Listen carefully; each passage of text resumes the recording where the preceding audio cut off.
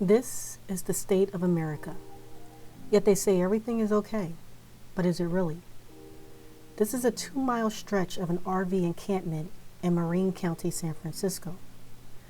I got these images from Google Maps. I did a search for Marin County, Benford Road.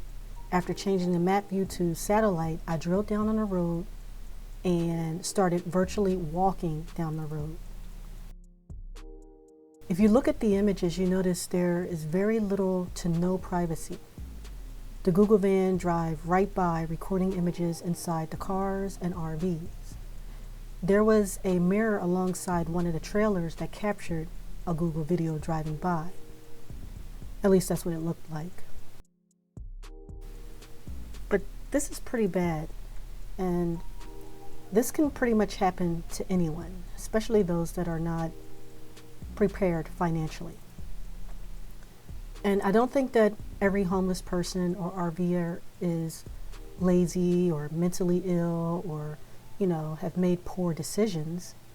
Some of these people are working but can't afford the prices of homes or rent in their area because they're so high. And this is The Zone, a homeless encampment that was recently cleared in Phoenix, Arizona, after a judge sided with residents who sued the city for allowing an illegal public nuisance. Their words, not mine.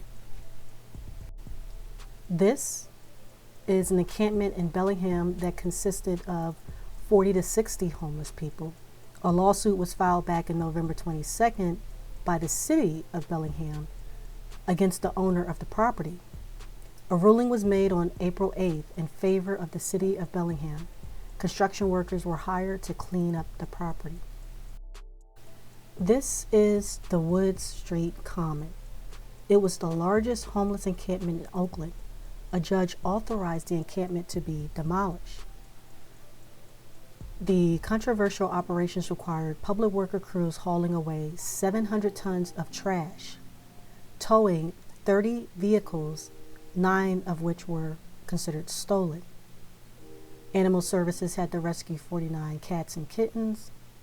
Environmental Services crews cleared hazardous materials. Firefighters extinguished several fires. City officials said closing the 3-acre encampment will provide space for building 170 units of permanent affordable housing on city-owned land. The encampment was mazed of recreation vehicles, broken down cars, tents, and other possessions. Dangerous fires frequently ignited in the encampment and were cited as one of the main public health and safety reasons for demolishing it. There are so many homeless encampments popping up all over the nation.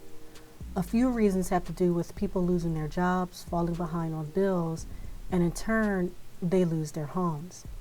In some areas, as I mentioned, people are priced out of buying a house or even renting.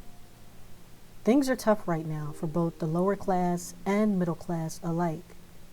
These homeless encampments, unfortunately, will continue to pop up in various areas as more people lose their jobs and fall behind.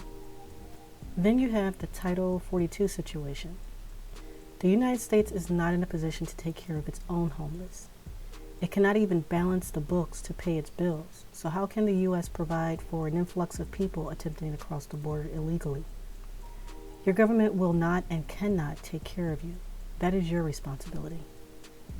Take this time to plan what you and your family can do to avoid being in a homeless encampment or standing in the line of a food bank.